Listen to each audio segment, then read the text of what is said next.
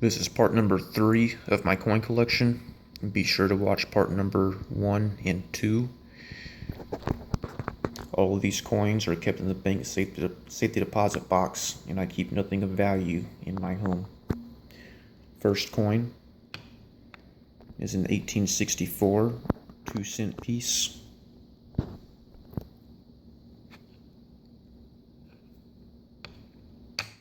The 1864 and 1865 are the two common dates of the 2-cent series.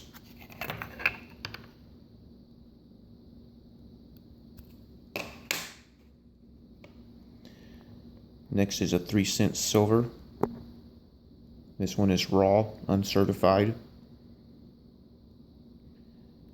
These are tiny coins, extremely thin, sometimes referred to as fish scales because they're thin and shiny and have a tendency to tone just like a fish scale.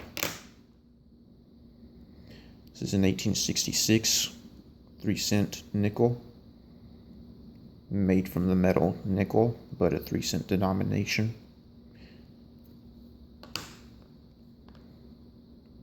This is an 1867 3-cent nickel. I found the 3-cent nickel design to be very boring. This is an 1870 3-cent nickel. This is an 1853 3-cent silver. On the reverse, you'll see there is no design, no ornamental reverse on the reverse above and below the 3. Whereas on the 1861,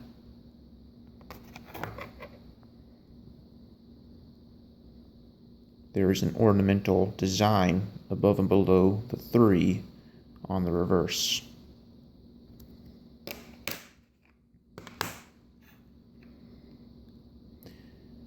This is an 1875 S 20-cent piece.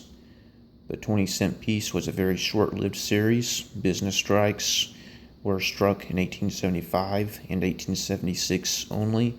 Proofs were struck in 1876, 77, and 78. Proofs are very scarce coins. Most collectors go for an 1875 S as it's the most available and the least expensive, whereas the 1875 P and 1875 Carson City are scarcer 20-cent pieces, but more common than the 1876. This one grades AU50.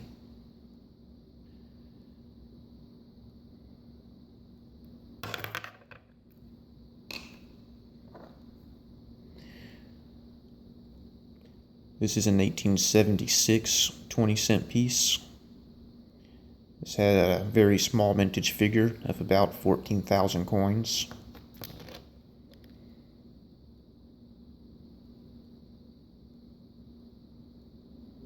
Same design as the 1875, but bearing the 1876 date from the Philadelphia Mint.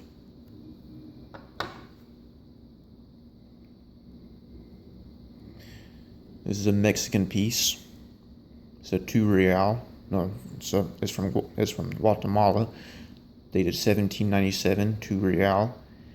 And if we were to go back in time 200 years, we would find coins like this in circulation, as back then people just wanted silver or gold. They didn't care what country the coin was from, and there was a lack of United States coins during the late 1700s, early 1800s.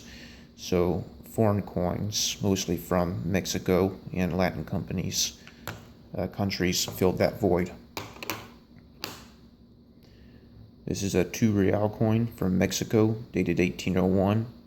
This would have circulated in place of our quarter, as United States quarters were not available. They were very scarce coins even back then because they were struck in such low quantities. This is an 1807 8 real from Mexico City, dated 1817.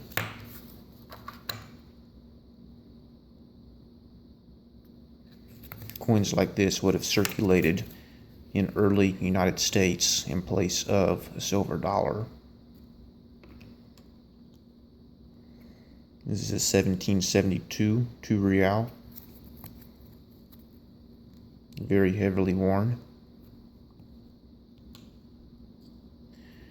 This is a 1774 half real from Mexico City.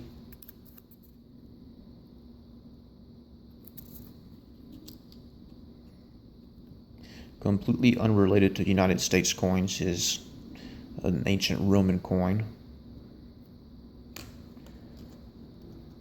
And a Condor token from England. This is dated 1792.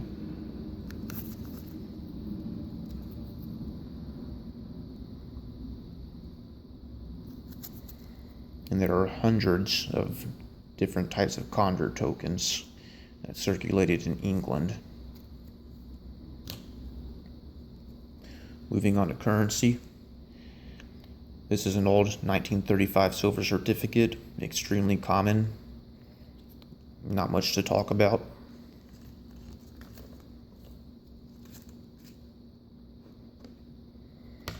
This is an 1899 Black Eagle $1 bill, silver certificate.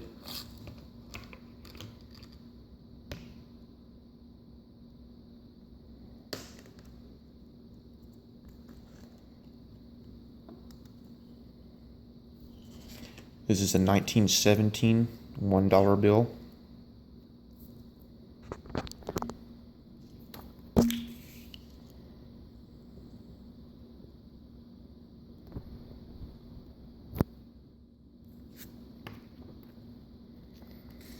This is a 1923 $1 bill, known as a horse blanket because of its size.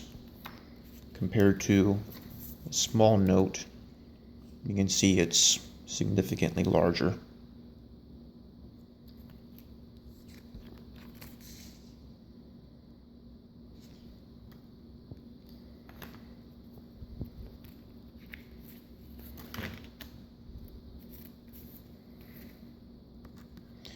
This is a $2 bill, dated 1917.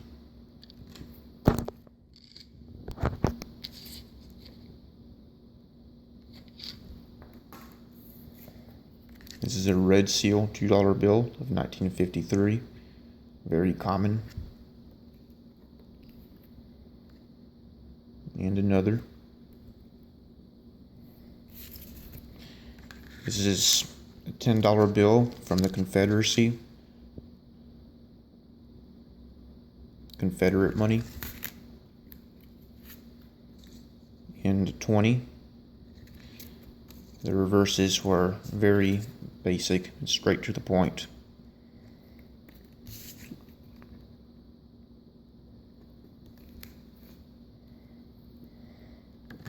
This is fractional currency. This is a 10-cent note. These are all struck during the later half of the 1800s, from the 1860s through the 1870s. There was a lack of U.S. coins, silver coins that is, so the government struck paper currency in place of silver coins that could not be found in circulation. It's a 25-cent note.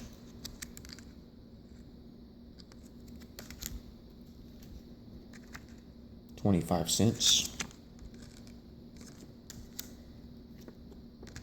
10 cents. 50 cents.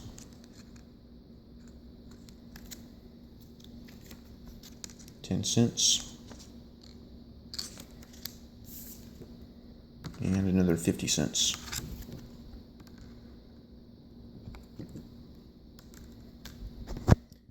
I noticed while proofing my last video, I skipped over my Lincoln cents.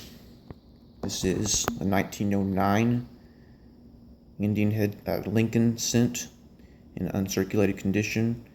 I have the 1909 VDB and 1909 without VDB. One is toned blue, one is not toned blue. in addition to a couple of additional Flying Eagle cents.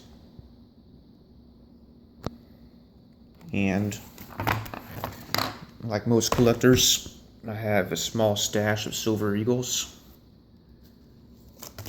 This one I wrapped into a Taco Bell napkin and placed on my windowsill for a few months.